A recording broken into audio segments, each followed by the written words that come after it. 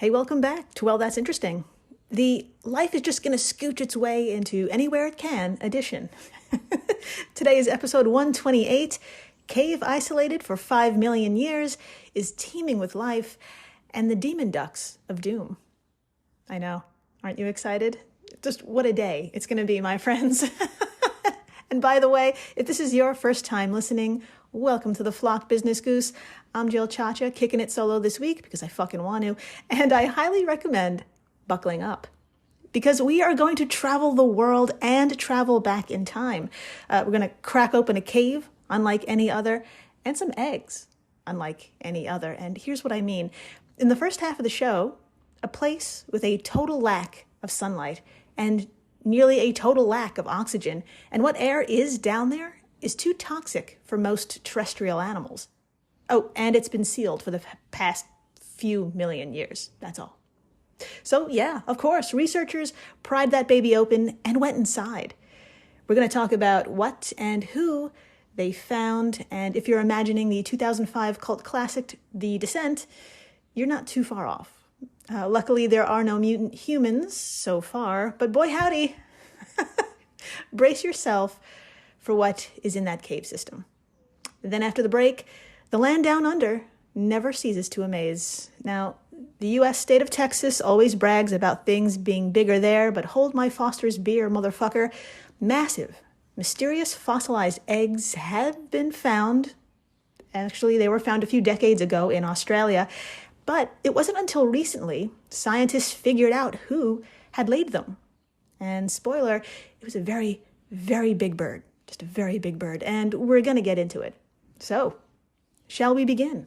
All right, well, to do so, we need to dust off the old Wayback Machine and dial in 1986. That's right, we're in the roaring 1980s, baby. Big hair, bright colors, and a time when nations raced to hoard nuclear material to somehow fend off and cause a nuclear holocaust. I'm talking about the Cold War. So, join me, will you, a few miles west of the Black Sea in Romania. Now, for my fellow geographically challenged Americans, where is this, you may be asking? Don't worry, I've got you. Please, imagine Italy. Yeah, pretty easy, right?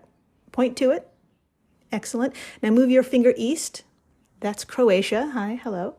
Now keep moving that finger in the same direction and you'll pass over Bosnia and Herzegovina. Hello, hello. Move a little more east. Okay, that's Serbia. Okay, we're going to go just a smidge more until finally we've made it to Romania. Now, back in ye old 1986, it was called the Socialist Republic of Romania, and state workers were, you guessed it, looking for new ground to build a nuclear power plant along the coastline. Now, I can only imagine how unprepared this group of workers were when they hauled away rock, which revealed an entrance. The sight, the smell, the hellscape was clearly not a place for the average human. They needed people who wake up every day saying, "Oh God, I cannot wait to squeeze my ass into a crevice hundreds of feet below the surface and take a sample of what's growing down there." They needed a cave explorer. They needed a speleologist, which I think I said that right. They needed a photographer, Christian Lescue. They needed him and his goddamn team. My friends, gather your helmet, your headlamp, your rope, your harness, your climbing gear, and protective boots because we're going in this hole. And let's talk about the first thing that would hit you upon your descent into what's been named the Mobile Cave.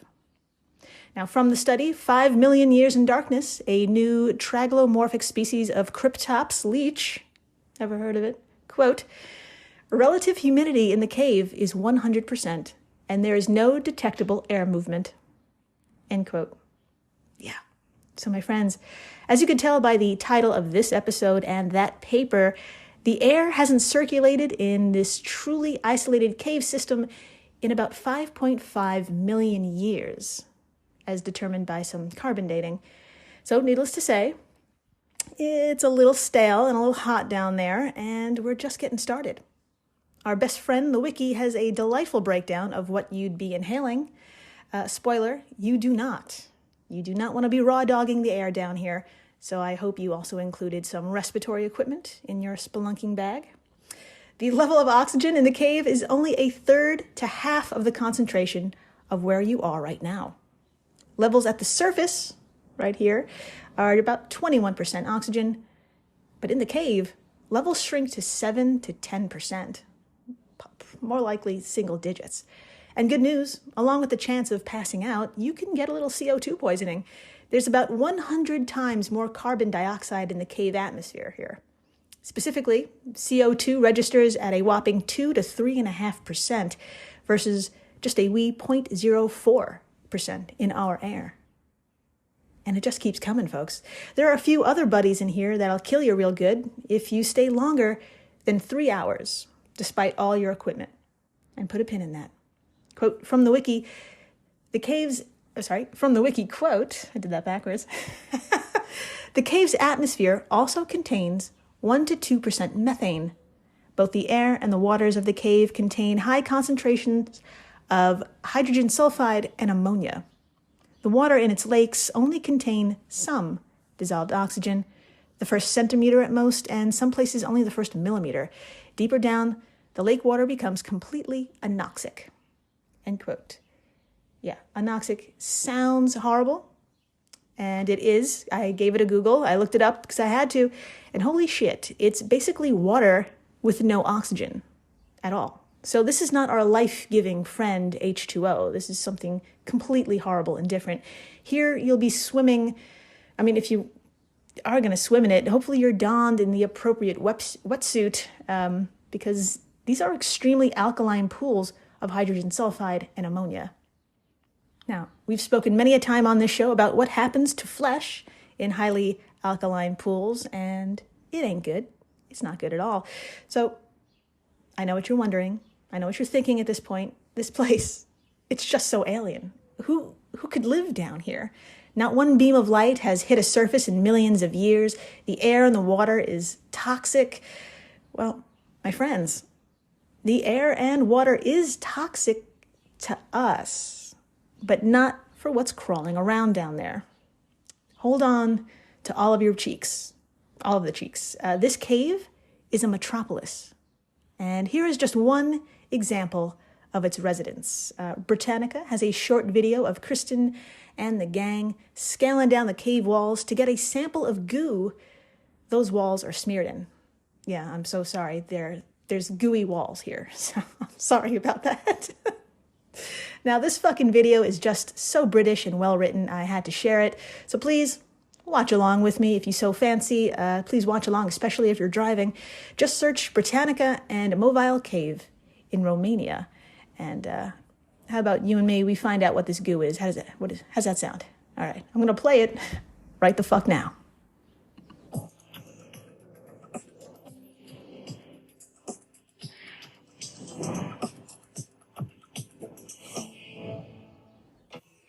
Romania. Cristian Lascu and his team of speleologists are meeting for a last briefing before setting off to explore the mobile cave. Inside, an ecosystem cut off from the rest of the world for millions of years. The cave, discovered during excavations, is a veritable time capsule. This small cave is in fact the upper part of the deep iceberg of Movile Karst, where hot and sulfiding waters come along big cracks like this one. The scientists go deep underground to explore the mobile cave. It's not easy to get to. The team have to pass through narrow, tube-like tunnels. Oxygen levels are low, and there is a high concentration of methane gases and sulfur. The scientists can spend a maximum of 3 hours in this hostile environment without doing themselves lasting damage. After about 200 meters, the team comes across a sulfurous lake. From now on, they can only advance in diving gear. Yet in this poisonous broth, the researchers discover bizarre creatures. Life in a place hostile to life. Over millions of years, the creatures in this subterranean world have adapted to the conditions. Many of them are blind. Their skin is translucent. In this dark place, evolution has done away with all superfluities. Coming down here is like traveling back eons in the history of the Earth. Sharp, jutting out rocks hamper the researchers in their task. It's not easy to capture the secrets of this astonishing grotto. To the rear of the cave, large, slimy patches have formed on the surface of the water. Is this food for the weird and wonderful cave dwellers, or a toxic sludge? The researchers take samples in order to find out more. Back at the laboratory, the team delve into the secrets of the sludge. It is a noxious mixture of hydrogen sulfide and methane. Yet the scientists' analysis reveals an incredible wealth of species. The sludge is full of life. Life was once present in one place. The mobile cave is a biological sensation. In this hellhole under the earth, the team has discovered a thoroughly unique and thriving biotope. Nonetheless, this place is still hostile to human life. The team soon has to return to the fresh air.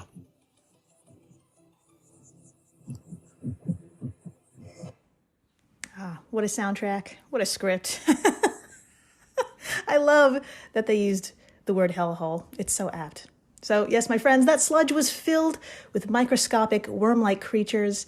I'll have some screenshots of it for you if you didn't catch the video itself. So come on by our social media stuffs and check out the goo. And as the video alluded, there is a lot more down here in this hellhole, which took a lot of time to collect and identify. Quote, one of the first attempts to document this bizarre ecosystem can be found in a paper written in 1996 by a trio of biologists from the University of Cincinnati and published in the journal Science. 3 scientists identified 48 species, 33 of which were totally unique to this one cave, i.e. not found anywhere else on Earth. Along with species of spider, pseudoscorpions, woodlice, and centipede, fun, later studies have also found leeches, snails, and many other species inhabit the caverns, end quote, from Tom Hale of IFL Science. Now, I'm happy to report those numbers have just skyrocketed. It is now 51 invertebrate species have been found, of which 34 are endemic to this one cave. All of this diverse life, get this, just to put it into context, that 34 species just alone, just specifically live here only, makes Mobile Cave rank as one of the most species-rich caves in the world. Yeah, and it was sealed for 5.5 million years. I've got some photos as well of these happy creatures on our social media stuffs, so please come on by and take a look at large, naked, blind things. It's still not as scary as the future of democracy, but anyway.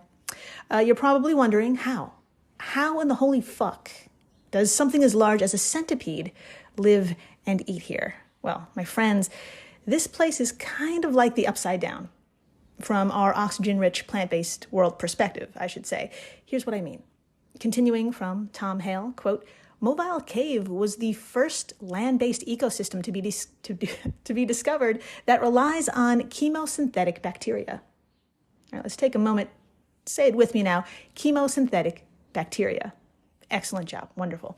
Now, most ecosystems require photosynthesis to harness energy from sunlight.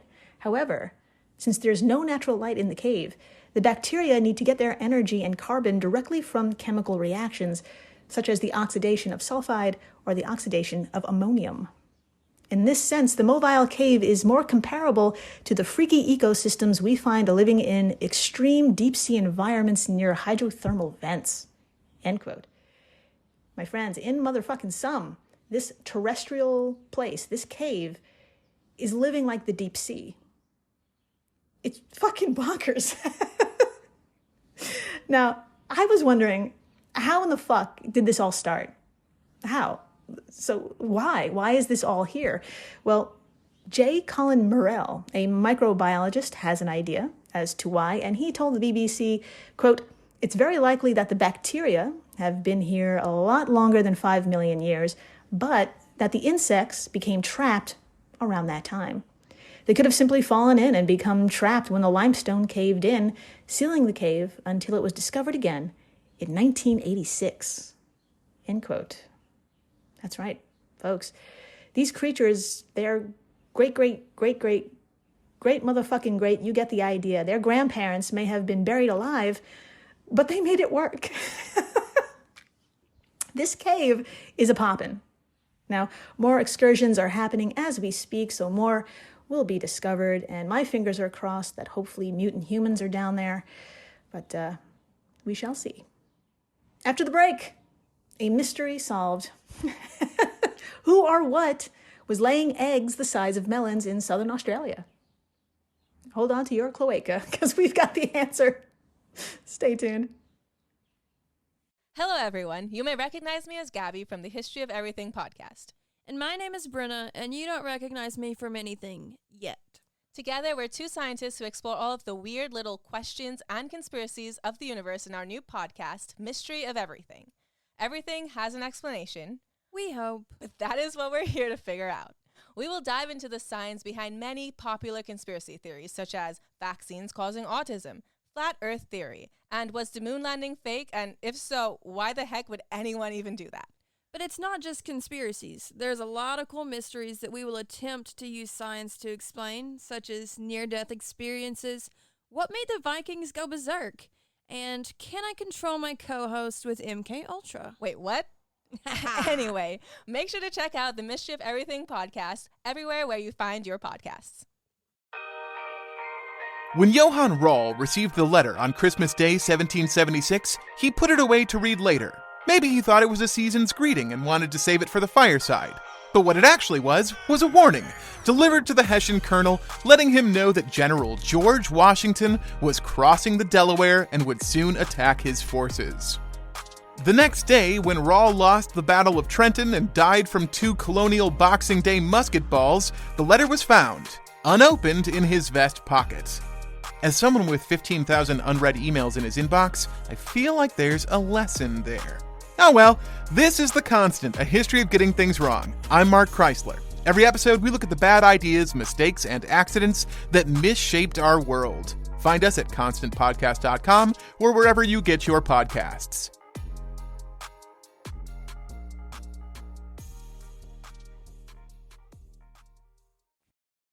Hey everyone, Jill Chacha here from Well, That's Interesting, and I am absolutely thrilled to tell you about Spotify for podcasters. I use it, I love it, and it all started by downloading the free Spotify for Podcasters app, which has all the tools you need in one place to record and edit your masterpiece of a podcast.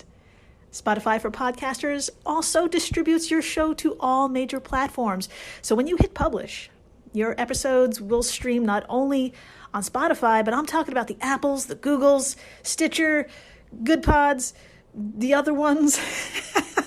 You get the idea. And you can monetize your podcast with no minimum listenership required. You could also set up monthly subscriptions and record ads just like this one. So what are you waiting for? Download Spotify for Podcasters today and start changing the world. Oh, and please, stay interesting. 20th Century Studios presents Vacation Friends 2, now streaming only on Hulu. Look at us, all together again. We just wanted to give you guys a real honeymoon. Shots! Now streaming. Dad! He was just released from jail. Where can I get a drink around here? Back on vacation. This place is nice. It's drug lord nice. I'm sorry, drug lord nice? With more baggage. Ever since he showed up, he turned this relaxing vacation into total chaos. Who does that? Vacation Friends 2, rated R, now streaming only on Hulu. And we're back. We are so back. And my friends, I've got some good news. We're sticking around the 1980s. But I've got some bad news. We have to imagine just how perilous it was to be human about 50,000 years ago in Australia. Yeah, I know. Just think about it. Just think about how big shit is today. And now just take a moment to picture shit back then. And by shit, I mean just creatures. In 1981, thousands of eggshell fragments dating back to the Pleistocene era had been found strewn across Australia with evidence that they had been cooked. That's right, we humans love a good omelet, and we've been making them for eons. Now, if the Pleistocene era sounds a little familiar, you're absolutely right. We've brought it up before, just a moment ago in episode 115, when scientists ate 50,000-year-old bison. Check it out if you haven't. There's an actual recipe. The Pleistocene era itself was a large chunk of time between 2.6 million to 12,000 years ago. And put a pin in that. Now, some of these eggshells could be traced to ancient emus, if you can believe it, but some fragments, when puzzled together, didn't fit that criteria. When the weight of the shell and its contents were estimated, one egg weighed around 3.5 pounds, or 1.6 kilos, which is about the size of a melon. Now, needless to say, this would be a protein bonanza for any of the indigenous who arrived in Australia at least 65,000 years ago.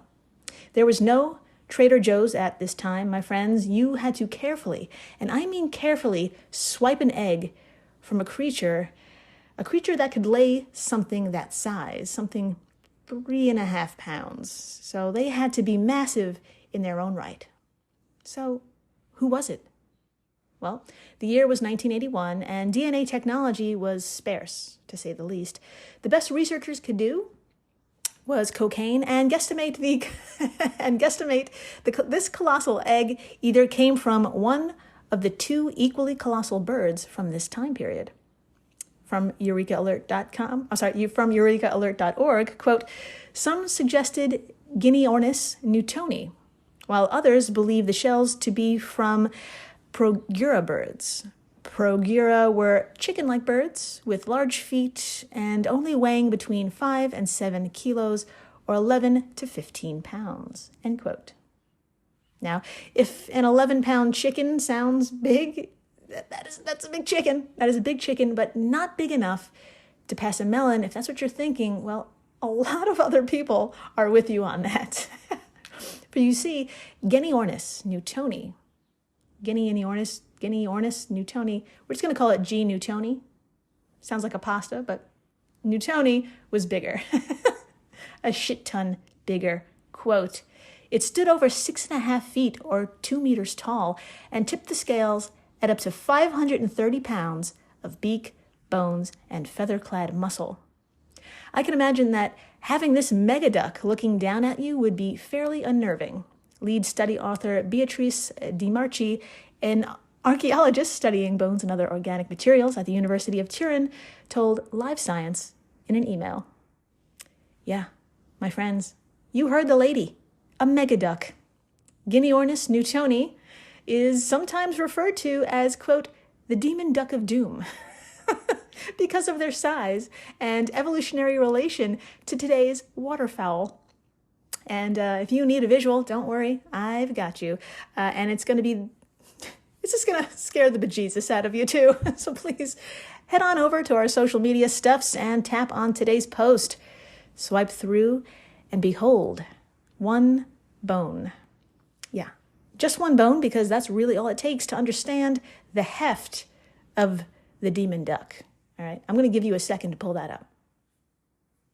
Yeah, exactly. I know. Everything you just said, I just said. My friends, I can't. Now, what you see before you is the femur, or the top bone in the leg. In humans, that's our thigh bone. This fucking thing is lying next to the femur of an emu. Okay, for size comparison, and there are no words. This bone, this femur, is a caveman-wielding instant death hammer. It's many, many times bigger and thicker and denser. So, back in 1981, unfortunately, no one could prove who was the mother to all of these eggs. Was it the chicken or the duck? Well, this was the case until, you guessed it, like 5 minutes ago. And here's how they did it. It's a wacky combination of smashing and 2023 AI. Quote, the researchers analyzed proteins from eggshells found in sand dunes at 2 different locations in southern Australia. Wallaroo, that's it. That's Australian right there, Wallaroo. Wallaroo and Wood Point. After pulverizing the proteins with bleach and collecting the various small protein parts, the researchers assembled them in the right order and explored their structure using artificial intelligence. The protein sequences provided them with a series of codes for genes that could be compared against the genes of over 350 living bird species. End quote. So, my friends, After the smashy, and the compare, drum roll please. Quote, "It became quite clear that the eggs were not laid by a Progyra, and therefore did not belong to the Progyra," explained Josephine Stiller to Eureka Alert. Josephine is an assistant professor at the University of Copenhagen's Department of Biology and one of the researchers behind this new study. His colleague, Professor Matthew Collins, added, quote, "They can only be of the Guinea ornis." That's right. As such, we have laid to rest a very long and heated debate about the origin of these eggs. End quote. God damn it, my friends. What a world. It was a big fucking duck. And you may be wondering what happened to that big fucking duck. Two things, perhaps. During the Pleistocene era, a series of ice ages caused the sea levels to rise and fall. Dramatic changes happened that could have affected the birds who could not evolve to the new climate. And there was also people. James Ashworth of the British History Museum noted G. newtoni may have been unable to survive the rate at which its eggs were being taken. It is believed that the birds were gradually driven to increasingly isolated parts of Australia before becoming extinct around 47,000 years ago. So it was probably a 1-2 punch. But I have a feeling a gigantic duck did not go down without a fight. I mean, ducks today are scary sons of bitches, and I cannot wrap my head around one over 6 feet tall. Aren't you glad, kind of, that you live today? Kind of yes and no, right? I mean, demon ducks. Just tell your friends, there could be demon ducks. So thank you for listening, rating, subscribing, telling your friends, tell them about the cave and the gooey walls and that people actually go down there.